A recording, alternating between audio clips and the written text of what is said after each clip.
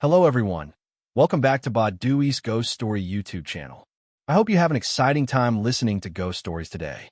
Before we start, don't forget to like and subscribe to help support Dewey. Today, we continue with stories shared by our audience, retold by Dewey. Let's begin with today's intriguing story.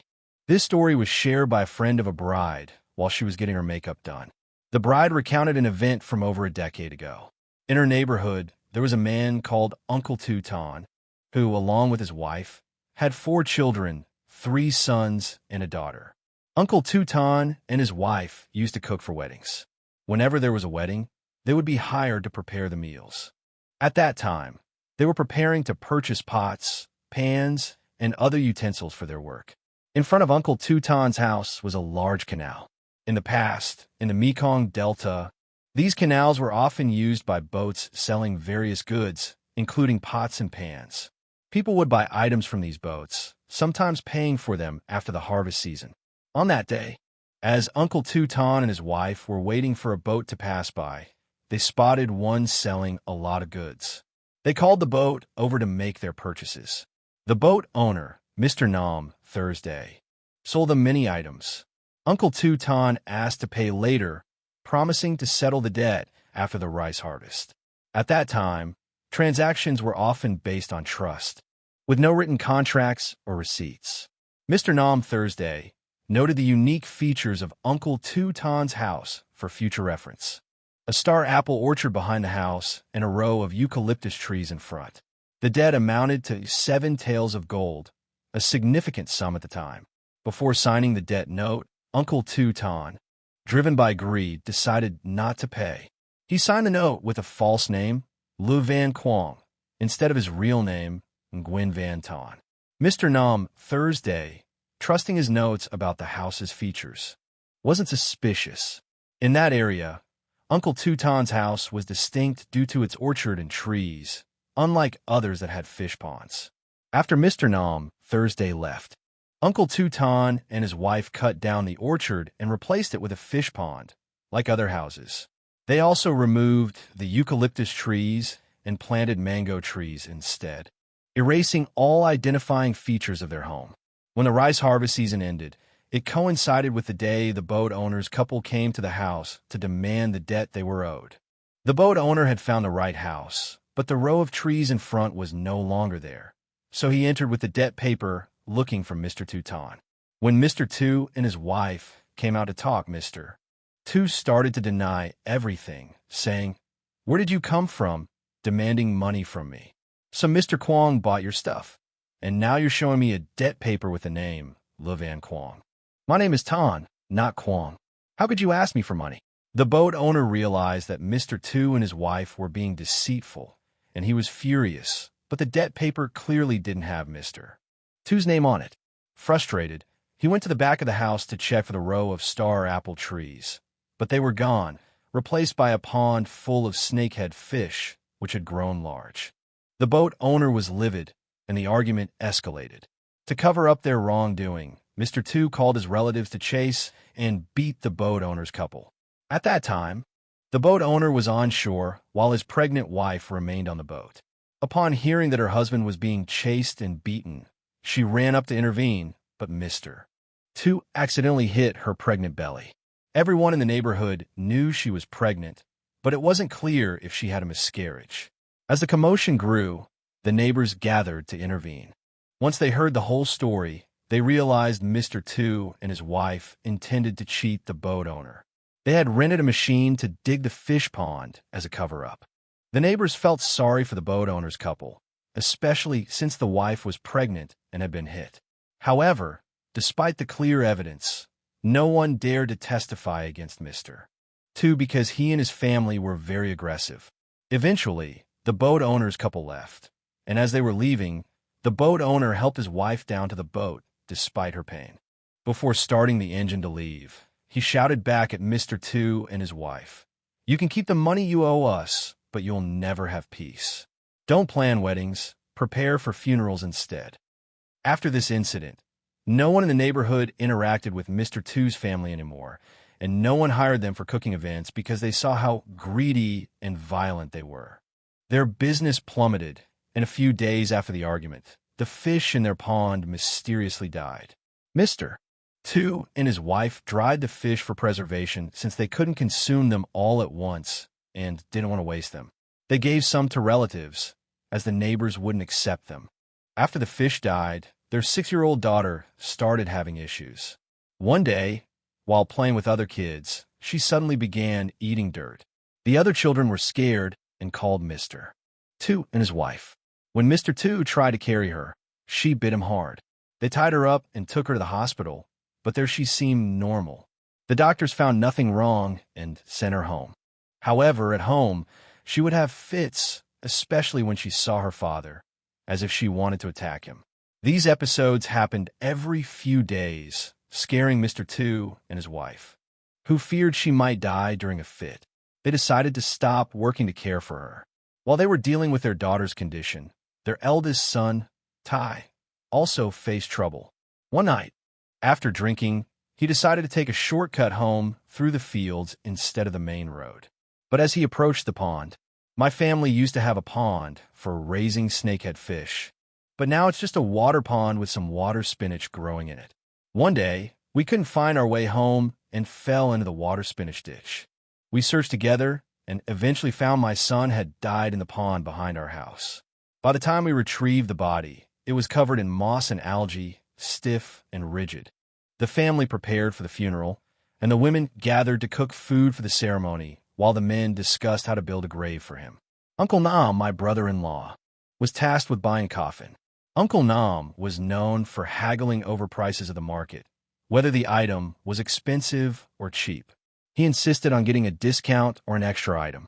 Even at the coffin shop, he haggled for a lower price or a free small coffin used for burying infants. The shop owner was puzzled by this unusual request, as Uncle Nam didn't explain why he wanted the extra coffin. When the coffin arrived at our house, along with the small one, everyone was shocked and scolded Uncle Nam, asking why he bought an extra coffin when only one child had died. Uncle Nam casually replied that he got an extra one to make a profit. Before anyone could react, my daughter, who often had seizures, suddenly had one. She bit her tongue, foamed at the mouth, and died on the spot. The family was horrified, as her brother's body hadn't been buried yet, and now she had died too. People speculated that Uncle Nam's extra coffin was a sign for her burial, as it was the perfect size for her. We ended up having 2 funerals on the same day. On the day of the burial, a black bird flew from inside the house to the mango garden, which was once a eucalyptus grove that my brother planted. People wondered if the bird was an omen of bad luck. My brother and his wife were frightened, fearing more misfortune. A few months later, my brother developed a strange illness with painful boils all over his body. Initially thought to be a rash, the boils grew and burst, causing severe pain. Despite hospital visits, doctors couldn't diagnose the illness, labeling it as a common skin condition. My brother's weight dropped drastically, leaving him with just skin and bones, and he became bedridden, unable to move. The boils continued to burst, causing immense pain. Desperate for a cure, he tried various medicines with no success. During this time, the family struggled financially, with 2 children having to quit school to care for their father. My sister-in-law borrowed money to buy medicine, but no one knew what was wrong with my brother. Then, one day, after taking a mysterious pill, he miraculously recovered, sitting up and no longer in pain. Suddenly, he regained his health and started acting strangely. Moreover, he ate a lot, twice as much as a normal person, and every day he insisted on going down to the river to bathe. After bathing, he demanded food, especially dishes he had never eaten before, strange ones. Despite his recovery, the family made efforts to prepare these meals for him, even though his body was still covered in sores. However, he could walk normally without any pain, which brought great joy to the family, as they thought he had taken some miraculous medicine to recover. But no one could have anticipated what happened the next day. That morning, his 2 children were out playing, and his wife went to the market, leaving him home alone. After regaining his ability to walk, he wandered around the house. But on that day, for some unknown reason, it started pouring rain. He took a rope used for hanging a hammock and tied it to a mango tree outside. Then, he hanged himself there until his wife returned from the market and couldn't find him in the house. She looked down by the river, near the mango tree, and was shocked to find him dead. By the time she untied the rope, it was too late. He was already stiff and lifeless. The scene was unimaginable, with rain pouring down heavily. His body hung there, swinging like a skeleton as he had become very thin. The wind blew his body back and forth, resembling a skeleton hanging from the tree. When his wife untied the rope, she saw his eyes wide open, unable to close due to the hanging. The blood vessels were bulging, and his tongue protruded. Despite being disliked when alive, the neighborhood gathered to organize his funeral. However, no one knew why he had committed suicide. Rumors spread about his death, and people wondered if he had been cursed.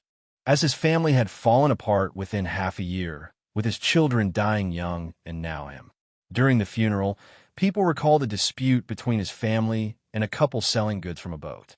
The seller had cursed him, telling them to prepare for a funeral. Suddenly, everyone was alarmed and advised his wife to quickly find a spiritual healer, fearing that their family might be cursed. She listened to their advice and sought a healer after the funeral.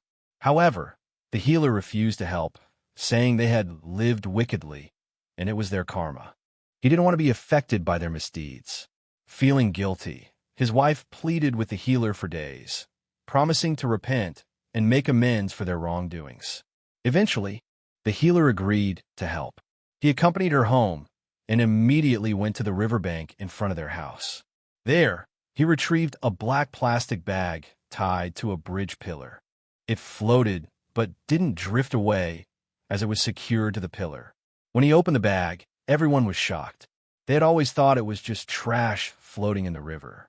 Inside the bag were many layers, with a soaked paper talisman inside, almost disintegrated from prolonged exposure to water. The talisman resembled a low band charm, and beside it was a fabric effigy. The healer explained that someone held a grudge against them and had tied the cursed bag to the bridge to harm them. This was why her husband had been ill for months. His wife was deeply affected by the revelation, considering the tragic deaths of her husband and children. Terrified, Mrs. Tu asked the teacher, "Oh, teacher, my 2 children died a few months ago. Was it because they were cursed?" The teacher replied, "Someone cursed your family, but only to ruin you financially, not to cause death. However, your children's deaths weren't due to curses.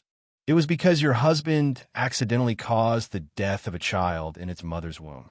The child's spirit returned and caused your children and husband to die." Upon hearing this, Mrs. Tu was shocked and remembered that during a fight, Mr. Tu accidentally hit the belly of a woman selling goods by boat, causing her pain.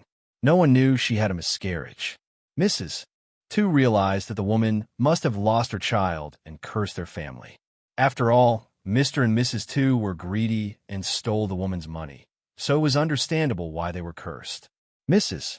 Tu was terrified, fearing she and her 2 sons would be next. The teacher advised her to build a shrine for the deceased child either behind her house by the fish pond or in front by the mango trees. After building the shrine, she should pray sincerely every day to appease the child's spirit. These locations were where her family caused harm to the child's parents. The fish pond was where Mr. Tu altered the landscape to deceive people, and the mango trees were where Mr. Tu hanged himself.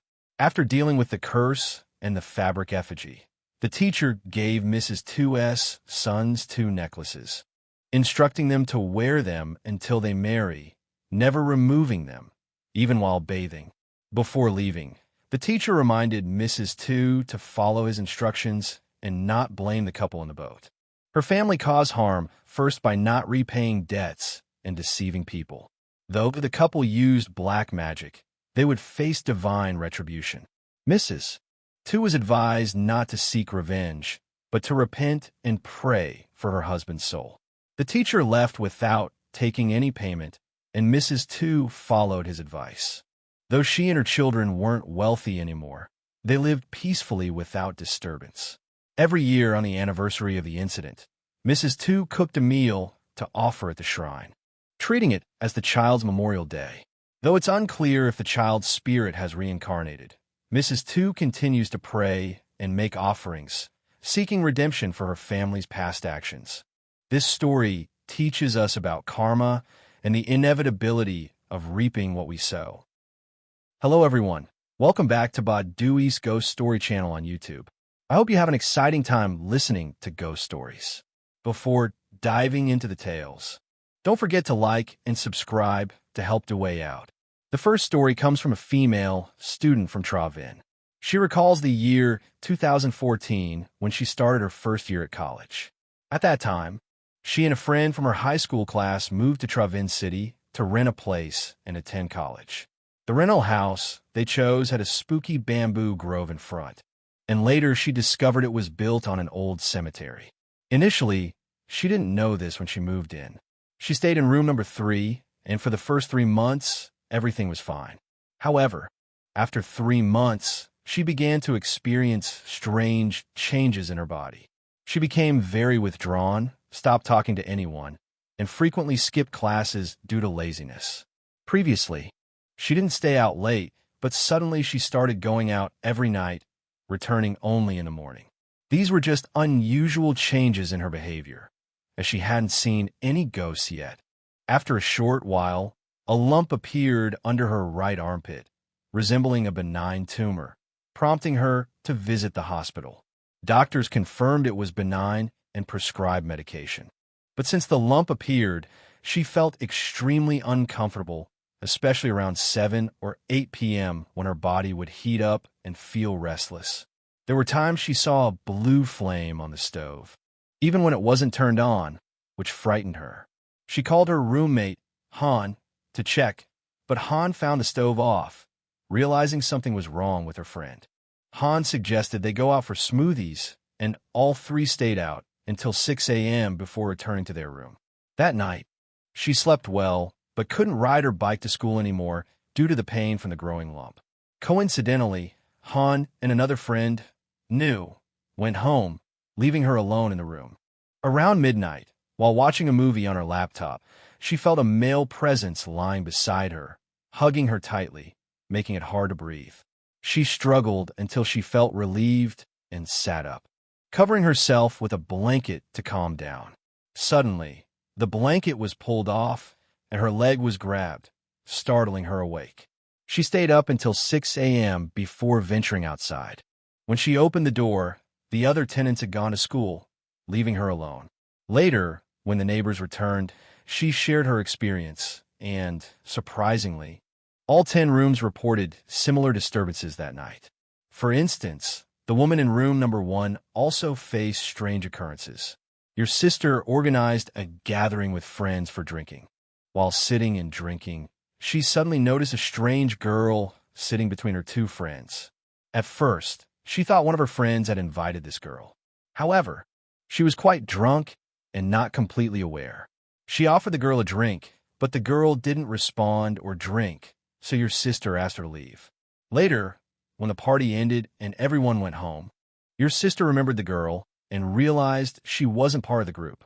In the neighboring room, another friend had a strange experience. She woke up in the middle of the night and saw a man and woman climbing the stairs. The man climbed on her bed, but when he turned his face, it was blank like a sheet of paper. In another room, a couple argued intensely, and the wife almost wanted to harm her husband with a knife. In yet another room, shared by 2 male friends, they often found long strands of hair in the bathroom, which couldn't be there since they both had short hair. On that same night, 2 girls sleeping in another room felt their legs being pulled and heard children crying. Everyone in the dormitory decided to visit their hometowns to consult spiritual advisors after these unsettling events. The advisors all gave the same answer. The dormitory was built on a cemetery, and the spirits were disturbed because the landlady hadn't performed any rituals to appease them. Meanwhile, you noticed a lump under your arm growing and causing pain. You called your father to take you to the hospital, but he took you to a private doctor instead, who had previously operated on your mother. The path to the doctor's office was eerie, surrounded by thick vegetation. The clinic was small and dimly lit, with elderly people waiting for tumor examinations.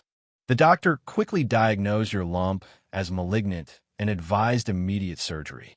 You and your father were shocked, as you didn't expect it to be serious.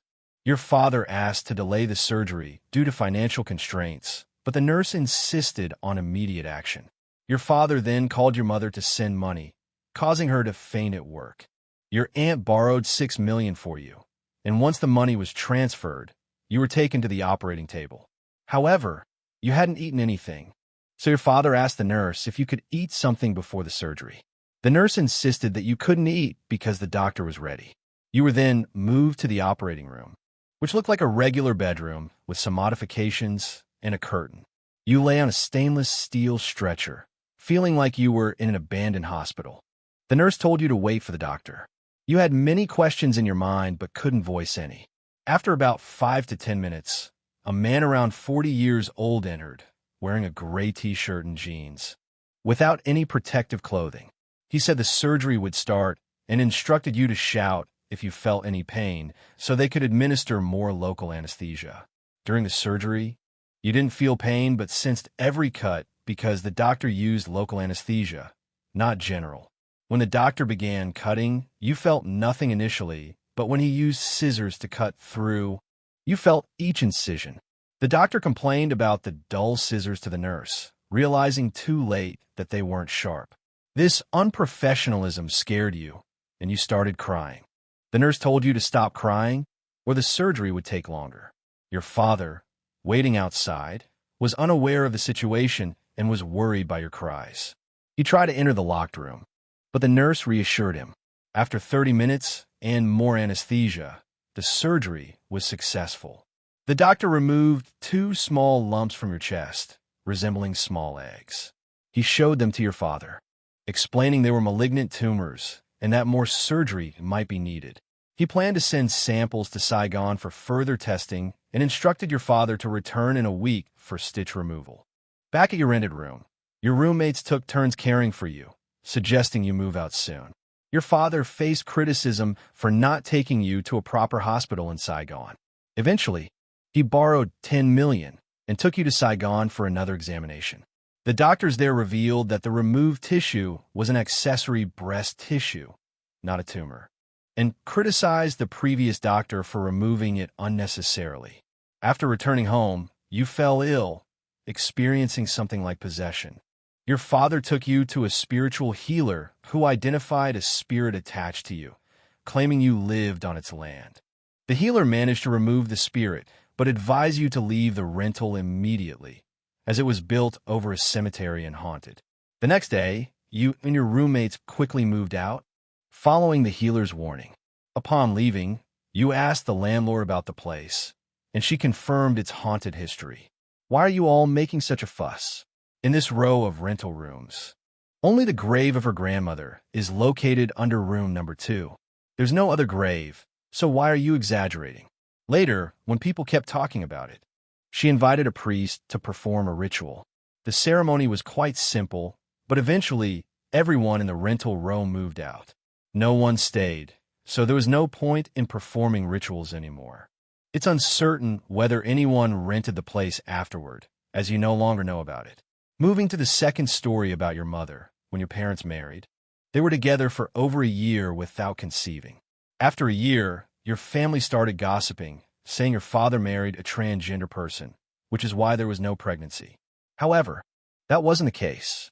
Your parents visited a priest to pray for a child, and eventually, your mother became pregnant with you. When you were 5 years old, your mother became pregnant again. The family thought the previous child was easy to raise because of the priest's blessing, so they expected the next one to be smooth as well. On that day, during a memorial in your grandmother's house, your mother didn't see anyone, so she carried a large pot of rice to cook. At that time, cooking was done on a wood stove, so she had to bend up and down to cook the rice. While carrying the pot, she noticed bleeding, panicked, and called your father to take her to the clinic. There, they said the fetus was damaged. Hearing this shocking news, the midwife gave your mother medicine to terminate the pregnancy. Your mother didn't know the gender of the fetus, so she named it Bo. Later, Your mother had another successful pregnancy, and that was your younger brother. When you were in college, your mother suddenly had persistent mouth ulcers. Upon examination, it was discovered she was 3 months pregnant again after nearly a decade. You took her for an ultrasound, and the doctor said the fetus was over 3 months old but had no heartbeat. So termination was necessary. You were shocked and didn't want your mother to abort, but she decided to proceed. According to your account, you resented your mother since then. Duy was puzzled by this detail because the doctor confirmed the fetus had no heartbeat, so abortion was necessary. You insisted you didn't want your mother to abort, leading to your resentment. After the ultrasound, you drove your mother to a shabby house, supposedly at her request. It was the midwife's house. You were still angry with your mother, so you waited outside. You called your father to inform him that the fetus had no heartbeat and asked him to pick up your mother as you were too upset to drive her home. Duy couldn't understand why you were angry. While waiting, you saw the midwife carrying a box, and you knew she had just removed the fetus. You vowed to return to find your sibling. Since your mother aborted the fetus, she fell ill with a mysterious disease. Your friend speculated it might be due to the abortion. You asked your mother if she named the fetus, and she said no. You remained angry but prayed for your lost sibling not to haunt your mother as her illness worsened. Her skin developed blisters that burst and ulcerated, and the hospital couldn't diagnose the disease, only provided medication. The blisters spread across her face, making her unrecognizable. Your father arranged a boat to take her to a healer, where she was so ill that she had to lie on banana leaves. For 4 months, she couldn't sleep lying down, only standing. The day your father took her to the healer, you were at school.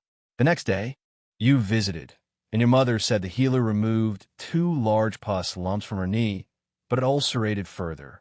For 5 months, your mother visited the healer, but eventually gave up due to weakness. Your family suggested preparing for her funeral.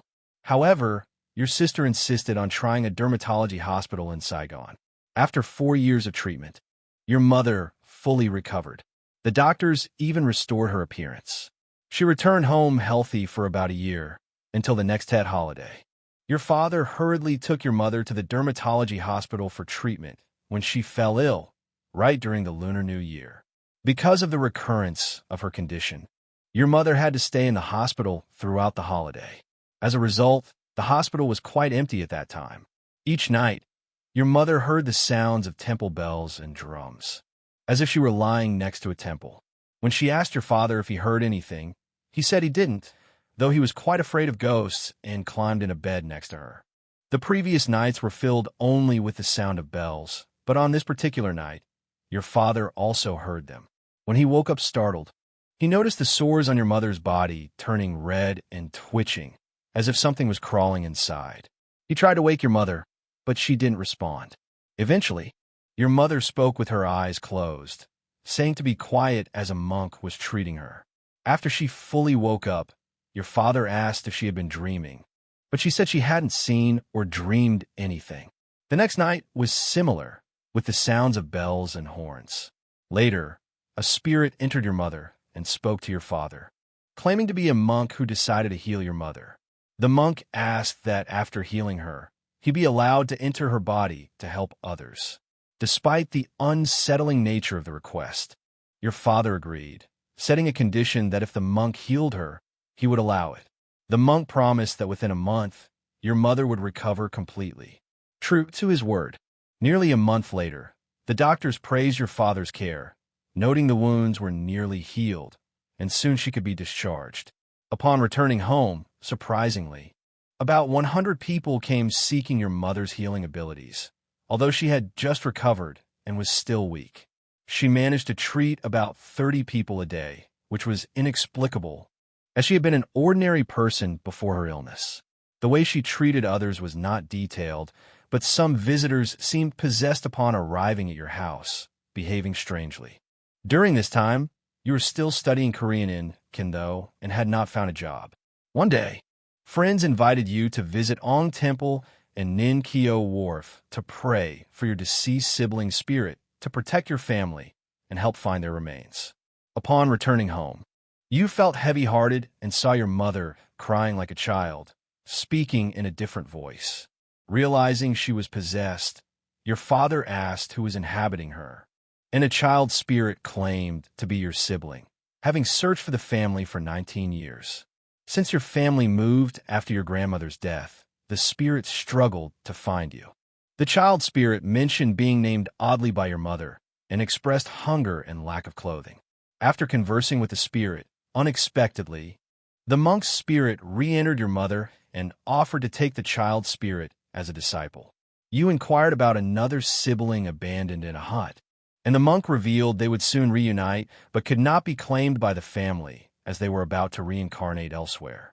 The monk suggested the sibling might visit for treatment someday. Years later, while your mother continued healing others, two visitors, a grandmother and grandson, came for treatment. The grandson resembled your father exactly.